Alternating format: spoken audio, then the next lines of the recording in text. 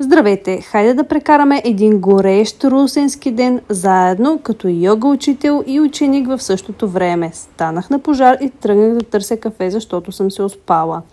Днес сутринта исках да се включа в йога практика онлайн, където аз съм ученик. В дните, в които имам по-малко часове за преподаване, се възползвам да практикувам за себе си.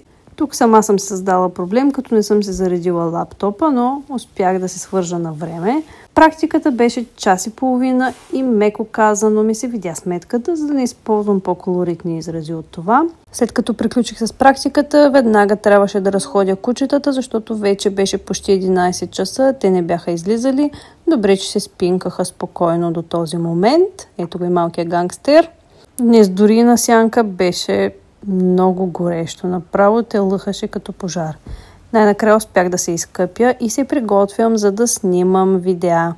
Подготвям програма йога за начинаещи. Много скоро ще пусна курсът, който съм подготвила. Много държа звукът ми да е добър, затова се старая да си свържа микрофона добре и да се чува ясно.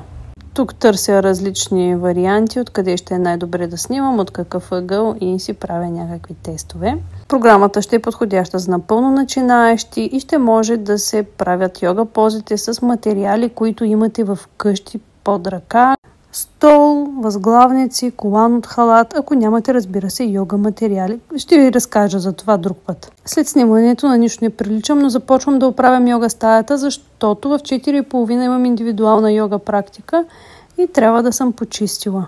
Преди всеки човек минавам с стирката, защото кой обича да му се лепят боклуци по краката.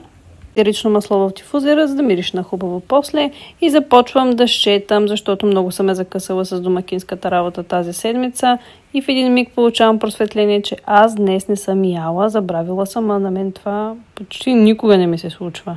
Ама няма време, продължавам нататък. Бия се с пръксмокачката и Ричо и то станало 4:30 и чакам Майя да дойде. Най-постоянната ми ученичка от 2 години и половина идва при мене и тук нещо ми се кара, що съм закрила огледалото, няма ли да се гледаме. Поли в къщи и тя ми донесе нещо за хапване от магазина, което беше супер. Всеки път се тегли в нас на кантара, нямам представа защо, няма ли си кантар от тях. И 8:15 съм тук в Геймспорт център, за да преподавам отново йога. Нямаше много хора, приключих в 10 часа и тръгвам към нас. И отново на разходка с децата и след това се прибирам и си лягам, защото съм уморена. Намасте!